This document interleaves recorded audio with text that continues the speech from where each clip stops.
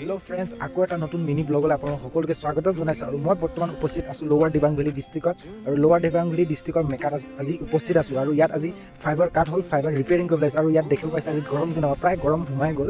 গৰম কেনেকুৱা হৈছে আগত দেখাই আছোঁ। যোনে যোনে আৰু গৰম ভাল পায় কমেণ্ট এটা কৰি জনাব।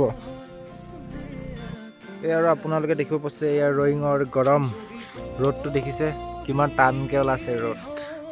আজি ৰ'দটো বেছি টানকৈ ওলাইছে। এজন মহাপণ্ডিত জইনিং মাৰি আছে। এয়া তোমাৰ গৰমৰ অনুভৱটো কোৱা, কেনেকুৱা লাগিছে আজি? বঢ়িয়া লাগিছে। গৰমত কাম কৰি কেনেকুৱা লাগিছে?